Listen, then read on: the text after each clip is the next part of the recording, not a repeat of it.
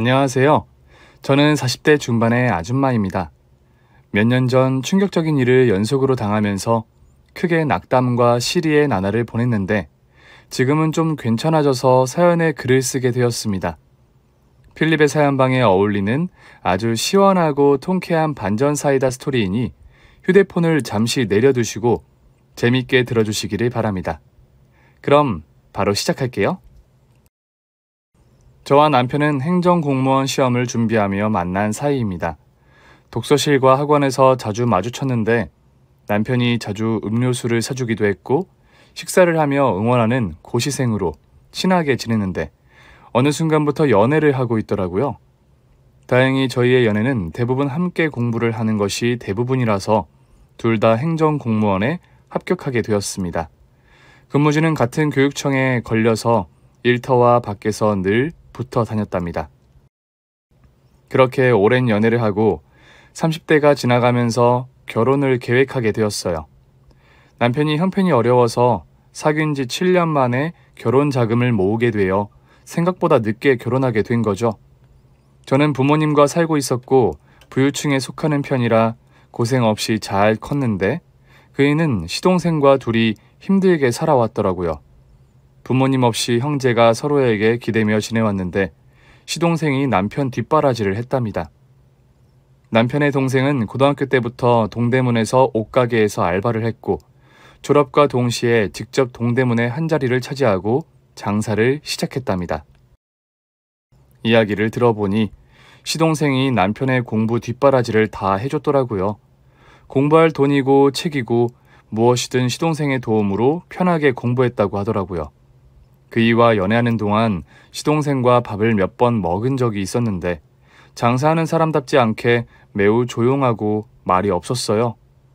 속으로 이런 성격으로 어떻게 장사를 해서 돈을 벌어 남편 뒷바라지를 했는지 이해가 안 되기도 했답니다. 그런데 결혼 전 시동생이 일하는 곳에 놀러 가게 되었는데 제가 알던 시동생의 모습은 하나도 보이지 않았습니다. 여자 옷을 파는 시동생은 지나가는 여자들에게 호객 행위를 신나게 하고 있었어요. 대학생!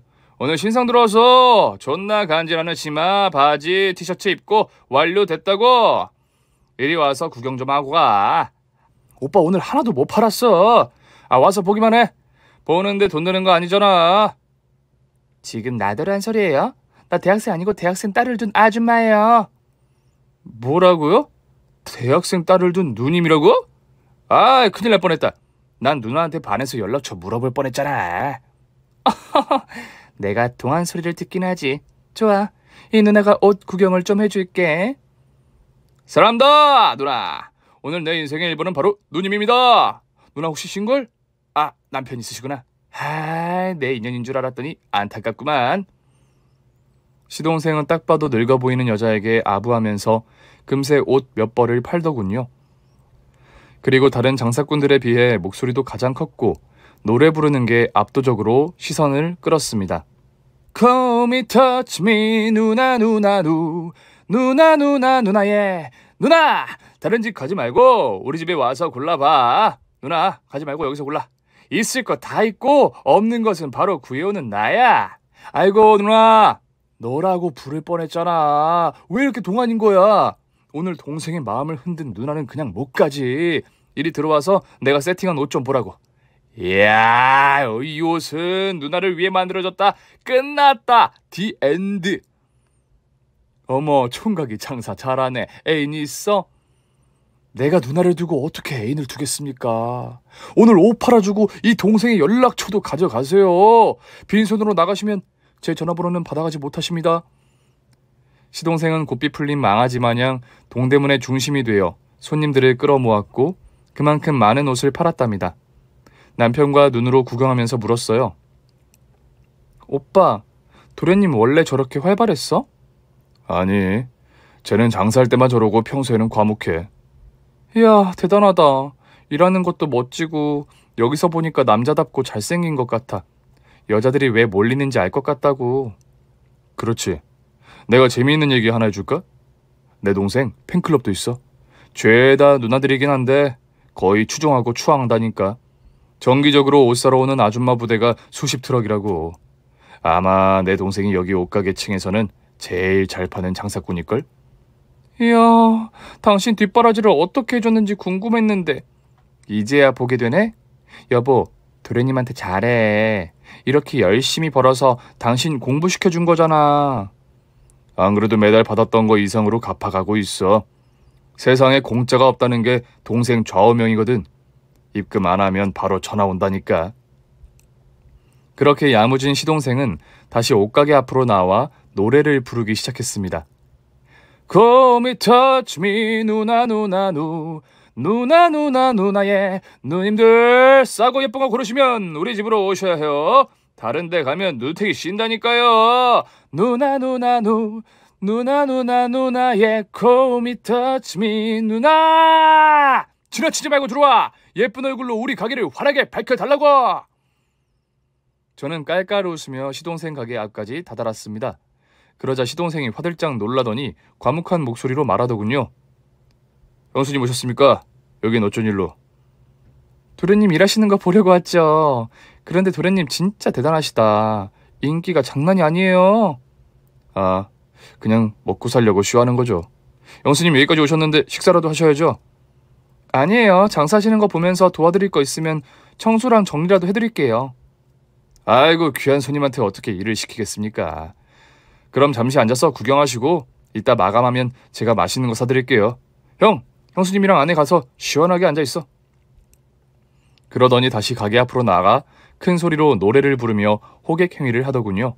손님들이 가게 꽉 채우자 얼떨결에 저도 이 옷 저 옷을 꺼내가며 장사를 거들었습니다. 시동생은 얼마나 많이 팔았던지 금고에 현금이 수북했답니다. 젊은 사람이 이렇게 열심히 사는 걸 보게 되니 저도 반성하고 각성하게 되었고 앞으로 시동생에게 진짜로 잘해줘야겠다는 다짐을 수십 번이나 했답니다. 저와 남편은 무사히 결혼식을 올렸고 시동생과 가까운 곳에 신혼집을 마련했어요. 저희 부부가 일하는 교육청과도 가까워서 여러모로 좋은 위치였죠. 가끔 휴일에 시동생이 일하는 동대문으로 가서 일을 돕기도 하고 자주 어울려서 사이가 돈독해졌습니다. 도련님, 저한테도 누나라고 불러주시면 안 돼요? 손님들한테는 누나라고 아주 노래를 부르시던데. 아, 그건 장사하려고 쓰는 멘트잖아요, 형수님. 그리고 어떻게 귀하신 형수님에게 누나라고 호칭을 하겠습니까? 마음속으로는 누나보다 더 귀한 존재로 생각하고 있으니 괜히 기분 나빠하지 마세요. 참 신기해요.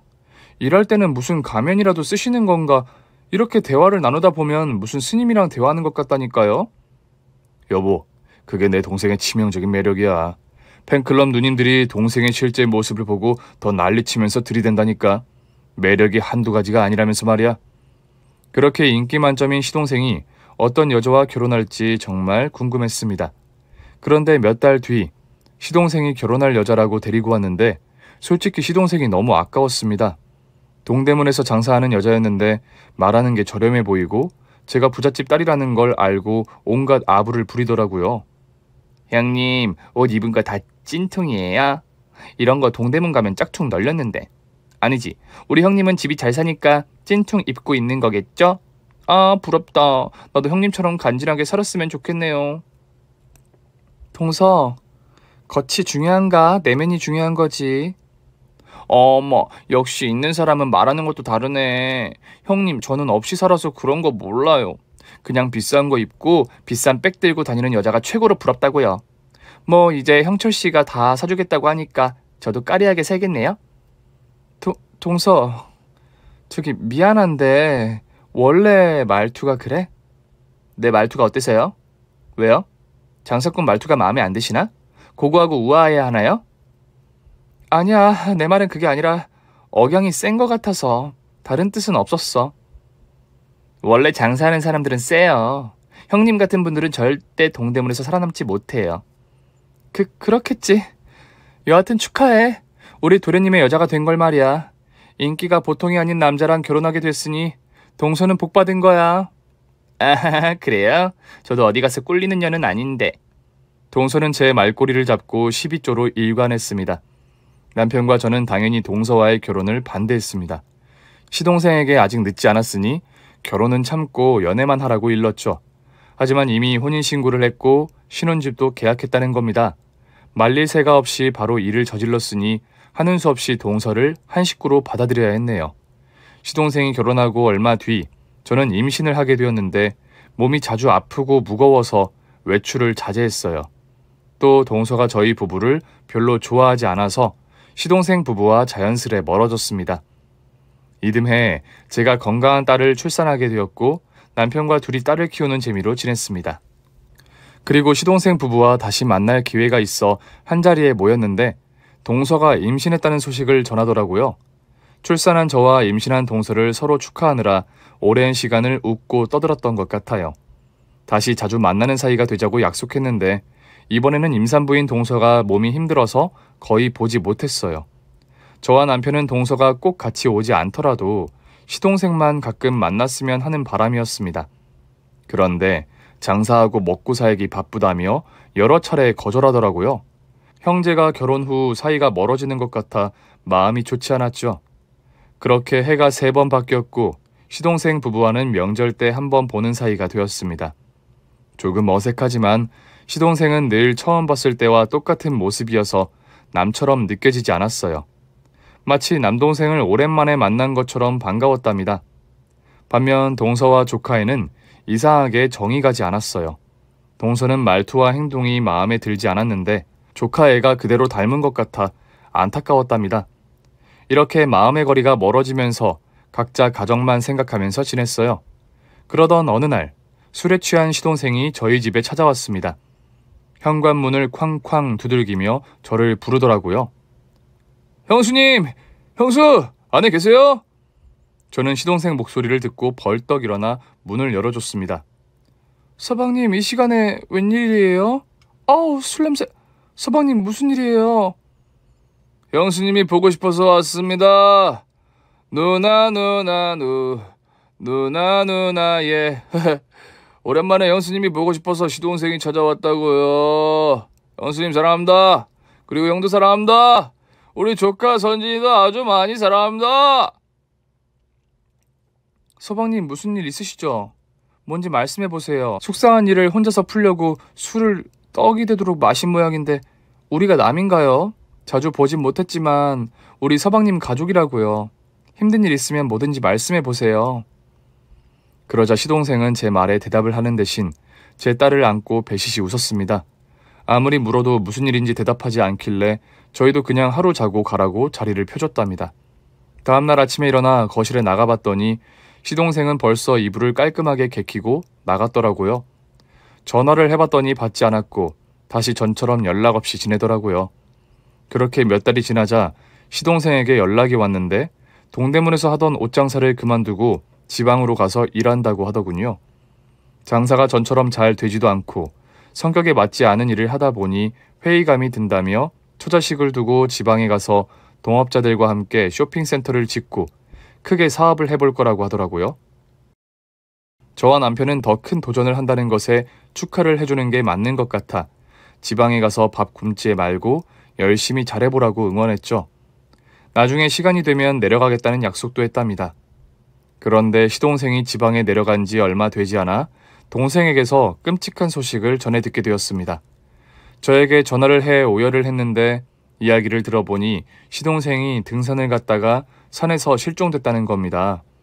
동서가 주말에 시동생을 만나러 갔고 같이 등산을 했는데 언제부턴가 모습이 보이지 않아 전화를 했더니 핸드폰이 꺼져 있어 산속을 한참 동안 찾다가 신고를 했다네요. 저희는 이 연락을 받자마자 회사에 휴직을 내고 지방으로 내려갔고 경찰들이 수색 작업을 나갈 때 따라 나섰습니다.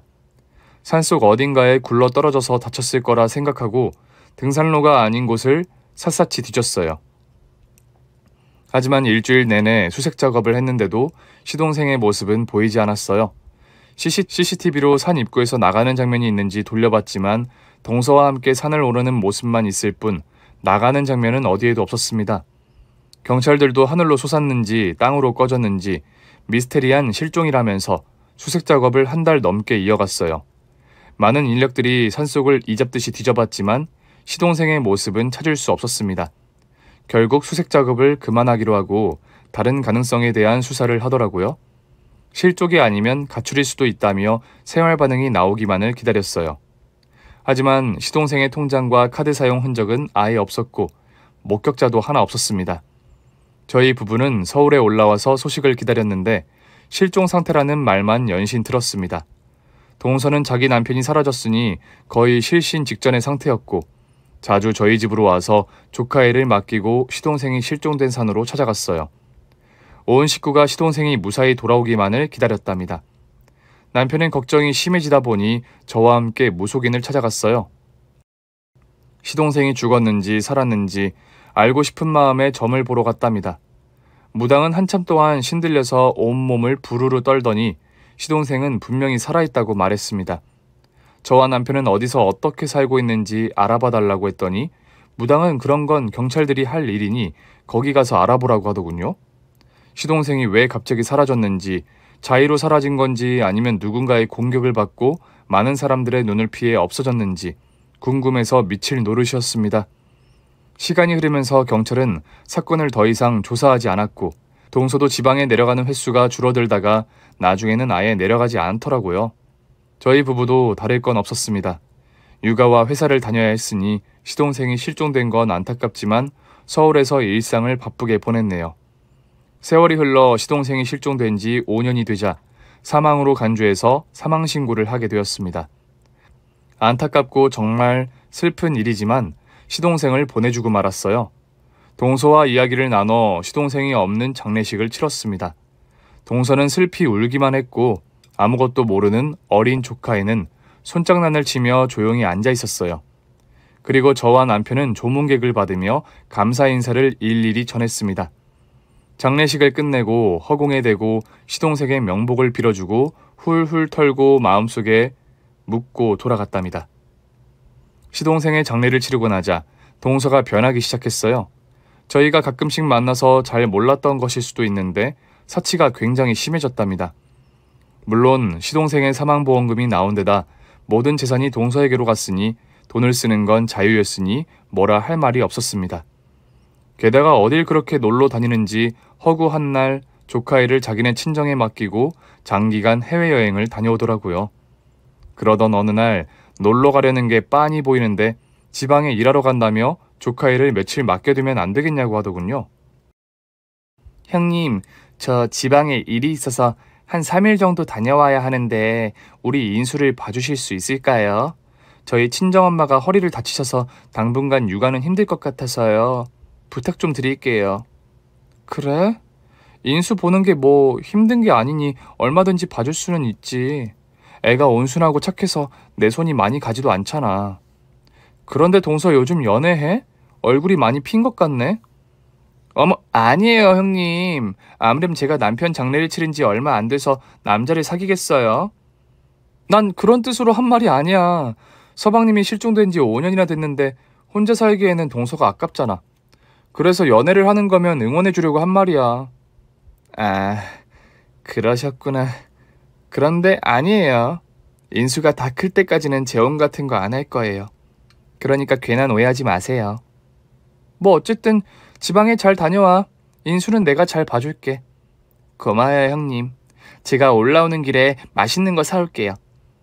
그렇게 동서는 조카애를 맡기고 지방에 내려갔습니다. 조카애는 동서와는 다르게 입이 무겁고 장난도 거의 치지 않았답니다.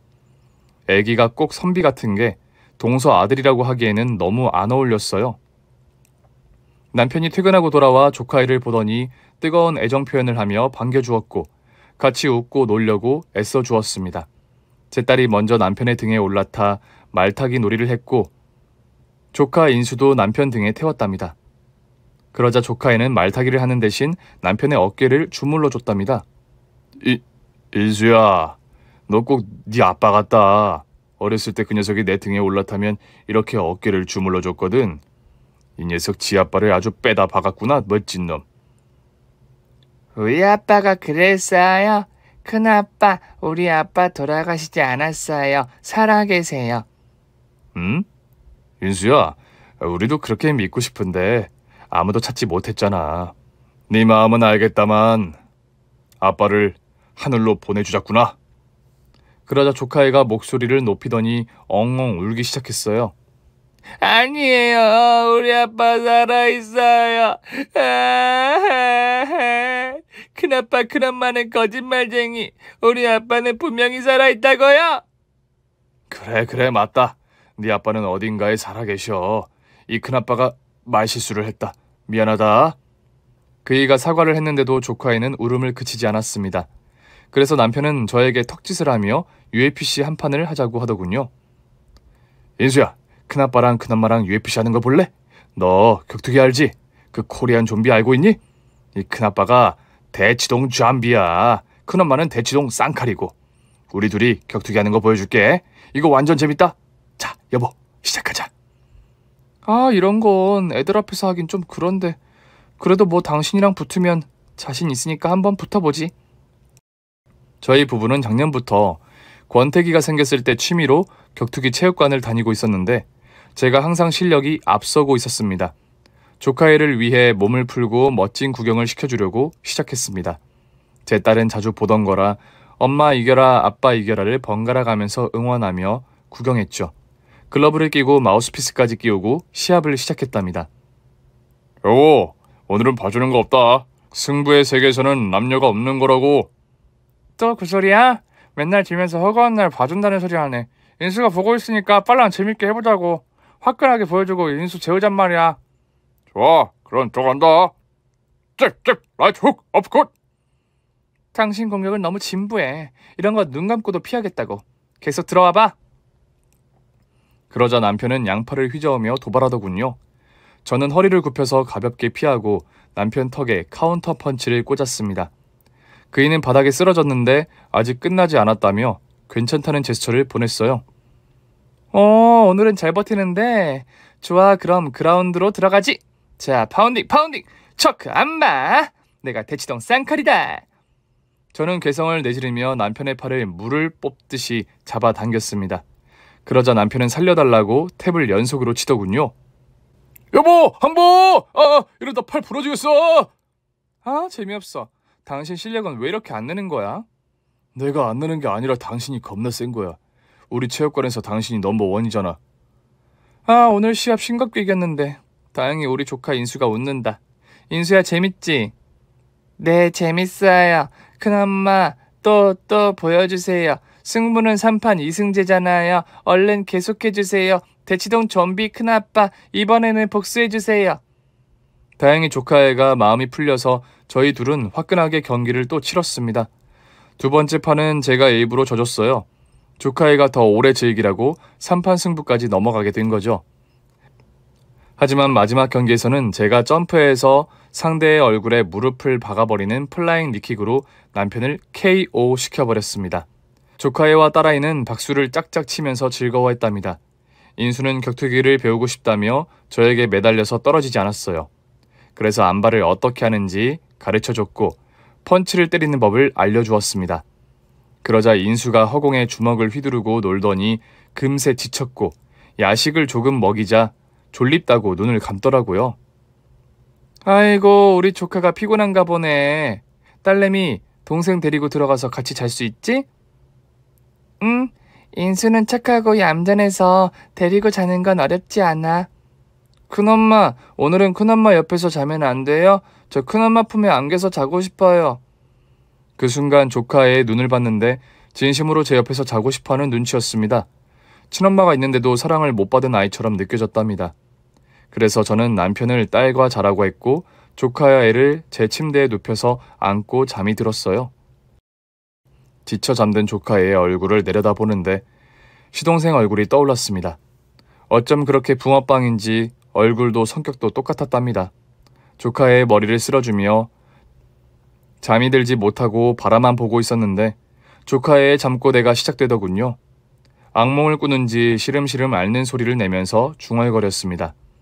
엄마, 잘못했어요. 저 때리지 마세요.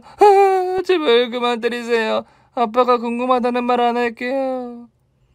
조카애가 아빠가 어떤 사람인지 궁금하다고 말했다가 동서에게 혼이 난 모양이었습니다. 그런데 인수의 다음 잠꼬대는 더 충격적이었습니다. 엄마, 아저씨랑 아빠한테 다녀왔죠. 다 들었어요. 우리 아빠 살아있는 거 맞죠? 엄마랑 아저씨가 숨바꼭질하면서 숨겨놨다고 했잖아요. 다 들었단 말이에요. 아빠, 우리 아빠 보고 싶어요. 기억나진 않지만 난 아빠가 보고 싶단 말이에요. 아저씨랑 엄마가 아빠를 숨겨두고 있는 거 다 알아요. 잠꼬대라고 하기에는 너무 자세하게 표현했습니다. 진짜 경험했던 순간을 꿈으로 되풀이하는 것 같았답니다. 그래서 저는 조카애가 깰 때까지 기다렸는데 새벽녘에 눈을 뜨더라고요. 그래서 바로 물어봤어요. 인수야, 너 아빠 어디 있는 줄 알아? 꿈속에서 아빠를 찾는 것 같던데 아빠가 살아계시니? 저도 본 적은 없어요. 그런데 엄마가 아저씨랑 통화하는 걸 들었어요. 아저씨가 아빠를 감시하고 있다고 했단 말이에요. 뭐 아저씨? 그럼 엄마랑 연락하는 아저씨가 있단 말이야? 혹시 다른 걸 들은 건 없니? 그거 말고는 몰라요. 그냥 엄마가 아저씨한테 아빠 감시를 게을리하지 말라고 했어요. 시간에 맞춰 약을 주라고도 했어요. 그게 정말이야? 인수 엄마가 아저씨랑 자주 통화했어? 네, 자주 통화했어요. 그래서 제가 아빠 살아있는 거냐고 말하면 엄마가 화내면서 그런 소리 하면 맴매한다고 했어요. 큰아빠, 큰엄마한테 이걸 얘기하면 저를 하늘나라에 보내겠다고 했어요. 뭐야?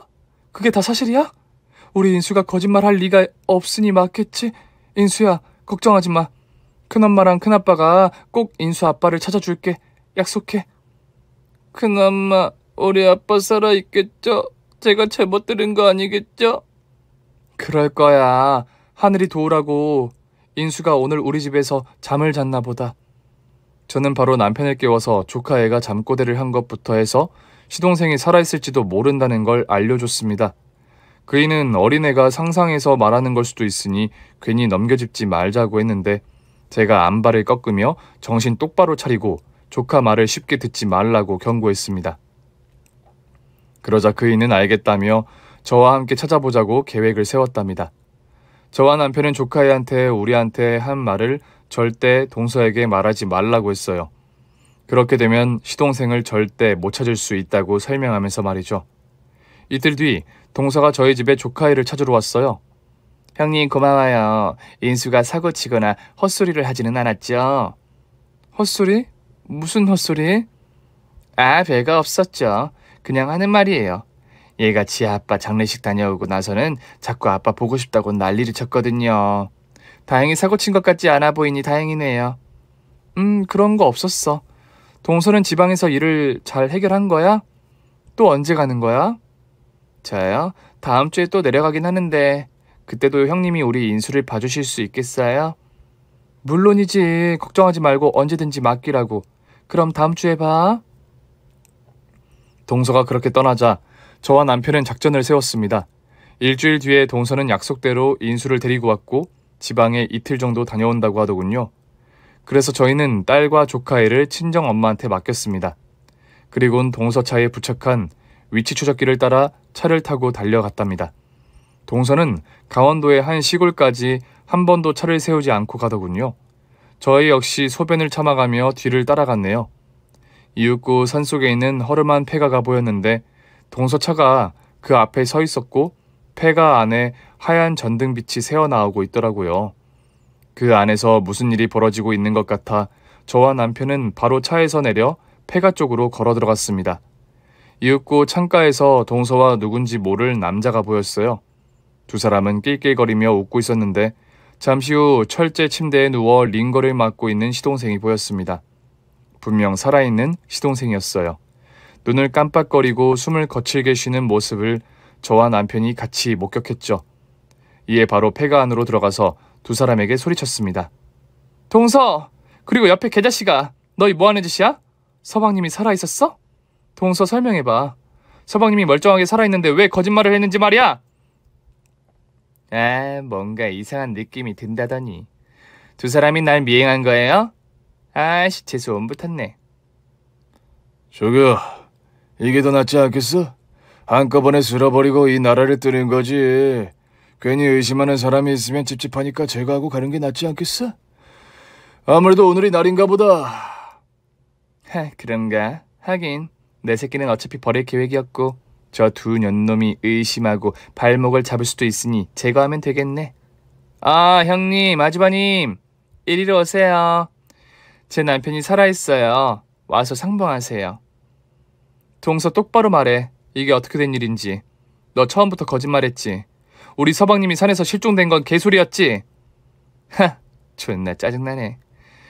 그래, 니들 제삿날이니까 다 알려줄게. 맞아. 나랑 여기 옆에 있는 내 애인이 세운 계획이었어. 동대문에서 내 남편이 알부자인 건 모두 아는 사실이니까 내가 꼬시려고 공을 좀 들였지. 술 먹이고 모텔 데려가서 다음날 책임지라고 소리를 질렀더니 내가 하자는 대로 하더라. 그렇게 해서 사귀게 되었고 결혼까지 골인한 거지. 그리고 내가 아들을 낳고 돈을 뜯으려고 했는데 이 인간이 지갑을 열지 않더라고. 얼마나 짠돌이인지 생활비만 주고 말더라. 그래서 내 애인이랑 짜고 산에서 실종된 쇼를 벌였어. 내 애인이 산에서 이 인간을 돼지게 팼고 CCTV를 피해서 은밀하게 이동했단 말이야. 정말 대단한 아이디어 아니야? 아무튼 우리는 이 자식의 전 재산을 가로채면 바로 뜨려고 했는데 5년이 지나는 동안 통장 비밀번호고 뭐고 아무것도 알려주지 않더라고. 실종 가지고는 새로 들어간 쇼핑센터 사업에 돈을 빼는 것도 안 된다고 하니까 5년 만에 사망신고를 해서 절차를 밟고 있다고. 이제 곧 이 인간 재산이 모두 내 차지가 될 거야. It's okay? 그러니까 동서는 시동생이 여기로 끌려와서 재산을 절대 빼앗기지 않으려고 하자 지금까지 숨겨놓고 있던 겁니다. 저와 남편은 이런 공포영화 같은 일이 실제로 일어난 게 믿어지지 않아 한참을 놀란 표정으로 듣고 있었습니다. 그러다 곧 정신을 차리고 동서와 상간남을 제쳐버리기로 했어요. 동서, 그래서 서방님 재산을 다 물려받으려면 며칠 더 있어야 된다는 거네? 보험금도 아직 안 나왔지? 그래 이년아, 돈만 다 받으면 이 자식 없애버릴 계획이었는데 변경됐다. 너희 둘까지 더해서 새 년놈을 없애버리겠어. 바로 오늘 말이야. 이윽고 어둠 속에서 등짝만 보이던 상간남이 뒤를 돌아 저희 부부 앞에 모습을 드러냈습니다. 근육덩어리에 레슬링 선수 같은 만두기를 하고 있었고 온몸에 문신이 있었습니다. 그리고 주먹이 어마어마하게 컸어요. 반갑소. 그런데 만나자마자 되져야해서 어쩌나. 도망가기는 너무 늦은 것 같은데. 아니, 만두기? 당신 운동했어? 나, 알아보는구나. 격투기 선수 출신이야. 유튜브에 내 경기 영상이 다수 있다고. 제기랄 여보, 이거 일이 커졌는데? 프로 선수를 상대해야 하잖아. 여보, 내가 재수 씨를 맡을 테니까 당신이 저 덩치를 맡는 게 어때? 이 남자가 여자한테 저런 덩어리를 맡으라고? 당신 제정신이야? 아이, 미치겠네. 저런 근육 돼지 놈이 있을 줄은 몰랐지. 모르겠다. 내가 저놈 맡을 테니까 당신이 재수 씨를 조져. 저와 남편이 각자 임무를 분담을 하고 몸을 풀면서 전진했습니다. 그러자 근육돼지와 제 남편이 붙게 되었는데 남편이 잽싸게 몸을 피하면서 폐가를 빙빙 돌며 피해 다녔어요. 그리고 저는 동서와 맞붙게 되었는데 인연도 보통이 아니더라고요. 제가 라이트 훅을 날렸는데 이걸 손바닥으로 잡더니 팔꿈치로 제 코를 날렸답니다. 엘보? 동서 격투기 좀 배웠니? 좀 한다. 이 미친. 야, 내 애인이 격투기 선수였어. 허구한 날 수련했다고 이 골 빠진 년아. 아가리 싸물고 빨랑 덤벼라. 네 년하고 네 남편 그리고 내 남편은 오늘 제삿날이야. 동서가 펀치와 킥을 연달아 공격했는데 저는 이를 막아내며 빈틈을 찾으려고 했습니다. 그런데 동서의 실력은 저보다 한 수 위였습니다. 펀치 몇 대를 맞았더니 동서가 3명으로 보이더군요. 이년 어딨어? 으씨. 넌 솜방망이 같은 주먹으로 나한테 덤비려고 한 거니? 한심하다. 뭐 어쨌든 이제 그만 마무리하고 끝내야겠다. 니들 다 없애버리고 내 남편 재산 넘겨받고 보험금 받으면 바로 해외로 튈 거야. 그럼 네 아들은 인수는 어떻게 되는 거지?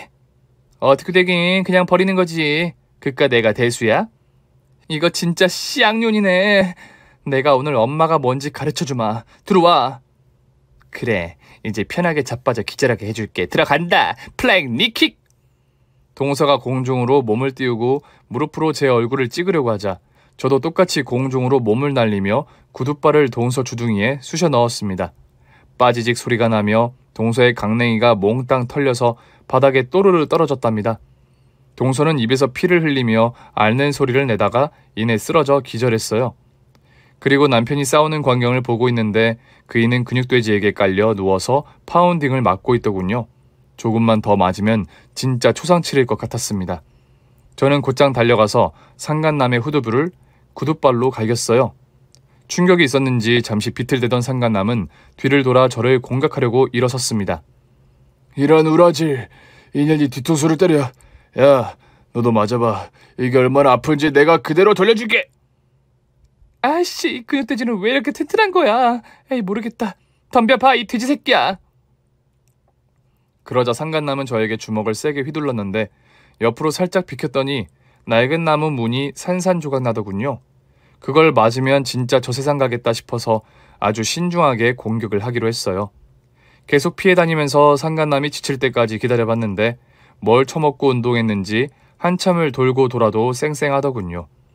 그래서 전 정말 유치한 공격을 한 방 꽂아주기로 결정했습니다.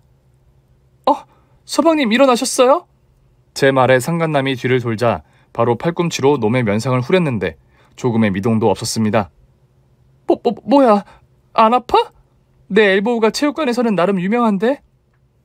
인연 이거 귀엽네. 구라치면서 공격까지 하고 말이야. 이제 재미 보는 거 그만해야겠다. 자, 간다. 라이트 훅! 저는 몸을 숙여서 로블로, 그러니까 낭심을 구둣발로 걷어차버렸습니다. 상간남은 거길 부여잡고 울부짖더니 쌍욕을 하며 달려들더군요. 그런데 타격이 있어서 그런지 동작이 느려졌습니다. 이에 저는 남편에게 외쳤습니다. 여보, 정신 차려. 우리 체육관에서 같이 배운 거 있지? 그거 해보자. 그거면 저 자식을 끝낼 수도 있겠다. 그럼 가보자. 하나, 둘, 셋! 저와 남편은 상간남의 양옆으로 움직였어요. 그러자 바로 저희 둘에게 주먹을 뻗었는데 바로 남편과 제가 그놈의 팔을 잡고 점프해서 다리를 그놈의 목에 걸었어요. 바로 플라잉 암바라는 기술이었죠. 상대가 서 있을 때 주먹이 들어오면 그걸 반격기로 잡아서 팔을 뽑아버리는 겁니다. 저와 남편은 상간남 팔에 매달려 소리를 지르며 발광했습니다.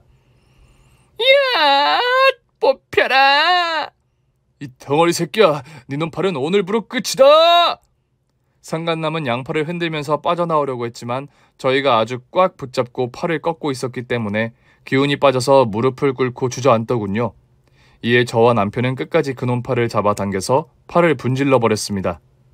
으아, 내 팔! 으아, 움직이지 않아! 으아, 존나 아파! 양팔을 못 움직이는 상간남 앞에 선 저는 양 주먹에 힘을 주고 난타전을 시작했습니다. 아다다다다다다다다다다! 브르, 퀵! 결국 상간남도 바닥에 쓰러져서 깊은 잠에 들었습니다. 저와 남편은 시동생에게 다가가 팔에 꽂혀있는 바늘을 빼고 얼굴에 뺨을 연신 날렸어요. 하지만 시동생의 의식은 쉽게 돌아오지 않았습니다. 이윽고 구급대가 먼저 도착해서 시동생을 차에 태워서 데려갔고 뒤이어 도착한 형사들은 동서와 상간남을 들쳐업고 경찰차에 태우고 떠났습니다. 저와 남편은 먼저 병원으로 가서 시동생이 깨어나길 기다렸답니다. 이튿날 정신을 차린 시동생은 저와 남편을 알아보더군요. 형수님, 이거 꿈 아니죠? 서방님, 너무 늦게 찾아서 죄송해요. 너 괜찮은 거냐? 이제 정신이 들어? 네, 저 괜찮은 것 같아요. 그 두 년놈이 나한테 먹을 걸 먹이고 잠재우는 약을 먹였어요. 무슨 성분인지는 모르겠지만 몸에 힘이 들어가지 않아 도망갈 수가 없었어. 서방님, 그거 다 불법으로 구한 약인 것 같더라고요. 어쨌든 이제 무사해요. 회복하는 것만 신경 쓰세요. 그럼 두 년놈은 어떻게 된 거죠? 우리가 잡았어요. 지금 경찰서에서 조사받고 있는데 곧 구속될 겁니다. 그리고 두 년놈이 한 짓에 대한 벌을 받게 될 거고요. 고마워요, 형수님. 전 이대로 끝나는 줄 알았어요. 그런데 형수님, 제 아들은 잘 있나요? 궁금해요? 그럼 한번 불러보시든가. 설마 여기에 데려오셨어요? 이수야! 그 순간 저희 친정엄마가 딸과 조카애를 데리고 들어오셨습니다. 조카애는 시동생을 보자마자 달려가서 안기더군요. 갓난아기 때 보고 처음 보는 건데 자기 친부인 걸 느낄 수 있었나 봅니다. 두 부자는 부둥켜 안고 엄청나게 울었어요. 그렇게 감동적인 장면은 제 인생을 통틀어 최고였습니다. 그래도 시동생과 조카가 앞으로 잘 지낼 수 있을 것 같아 걱정을 덜었습니다. 한편 동서와 상간남은 재판을 받게 되었고 아주 큰 죄로 오랜 세월을 감옥에서 보내게 되었답니다. 한 사람의 인생을, 아니 여러 사람의 인생을 망치려 했으니 그에 알맞은 선고가 내려졌습니다. 법원에서 본 두 년놈은 반쯤 정신이 나가 있었어요. 그도 그럴 것이 지금쯤이면 원래 하와이에서 호강하고 있을 텐데 수의를 입고 교도소에 들어가고 있으니 충격이 심했을 겁니다. 어쨌든 조카의 잠꼬대로 인해 실종되고 세상 떠난 줄 알았던 시동생을 되찾아 모든 걸 되돌릴 수 있었습니다. 조카는 자기 엄마한테 사랑을 못 받고 자랐는지 감옥에 가는 걸 보고도 아무렇지 않은 눈치였어요. 그저 시동생에게 껌딱지처럼 들러붙어서 사랑을 갈구하는 모습만 보였답니다. 이렇게 사건은 종결되었고 시동생은 다시 새로운 인생을 살기 시작했습니다. 쇼핑센터의 지분을 빼고 전 재산을 털어 저희 부부에게 한 가지 제안을 하더군요. 형수님, 저기 우리 2층 주택집으로 이사 가면 어떨까요? 아래층은 형네 가족이, 위층에는 나와 아들이 사는 거예요. 매일 얼굴 보면서 사는 가족이 되면 좋겠어요. 집은 제가 벌써 마련했습니다. 도련님, 그게 정말이에요? 전 재산을 털어서 우리 집까지 마련했다고요? 물론 형이 저한테 집값의 반은 줘야죠. 일단 제가 질러놓은 거예요. 난 또 공짜로 집을 얻나 싶었죠. 농담인 거 아시죠? 도련님, 그럼 우리가 한 집에 살아봐요. 뭐 보나마나 재밌겠네요. 그런데 도련님은 앞으로 무슨 일을 하실 계획이에요? 배운 게 도둑질이라고 장사꾼이 할 수 있는 게 뭐가 있겠어요. 저는 온라인 쇼핑점을 내서 옷이나 팔아야죠. 전처럼 노래를 부르거나 호객행위 같은 걸 안 해도 되니 편하겠네요. 그리하여 저희 식구는 시동생이 마련한 2층 주택에 들어가 살기로 했답니다. 제가 딸을 돌보는 시간에 조카 애를 같이 봐주고 있어요. 아무래도 남자 혼자서 일과 육아를 병행하기에는 힘드니 제가 회사에서 퇴근하면 틈틈이 육아를 돕고 있답니다. 그리고 얼마 뒤 저희 2층 주택에 새로운 식구 하나가 들어왔어요. 시동생이 새로 만난 여자인데 얼굴도 예쁘고 금수저라고 하더라고요. 여자는 여자가 봐야 한다는 마음으로 제대로 살펴봤는데 성격도 좋고 말투도 차분하고 예의 바른 사람이었습니다. 직업이 의사라고 해서 조금 많이 놀라긴 했지만 시동생의 착한 내면을 생각하면 의사와 연결이 안 될 것도 없다는 생각이었네요. 그래서 지금은 아래층 저희 세 식구와 위층 시동생 식구 세 식구가 살고 있답니다. 일주일에 2번은 저녁을 같이 먹고 있고 부부가 둘만의 시간을 보내고 싶으면 애들을 위아래로 보내고 있답니다. 그건 참 좋더라고요. 제 시동생과 미친 동서의 사연의 끝이 행복한 결말이어서 정말 다행이네요. 만약 아무것도 모르고 지나갔더라면 상상도 하기 싫은 일이 벌어졌을 겁니다. 다시 한번 용기를 내준 꼬마 조카 애한테 고마움을 전하고 싶네요. 그럼 저는 여기서 인사드리겠습니다. 여러분 끝까지 들어주셔서 감사합니다. 안녕히 계세요. 오늘 준비한 사연은 여기까지입니다. 재미있게 들으셨다면 구독과 좋아요, 알림 설정까지 눌러주세요. 그럼 저는 다음 사연으로 찾아뵐게요. 오늘도 건강하고 행복하세요.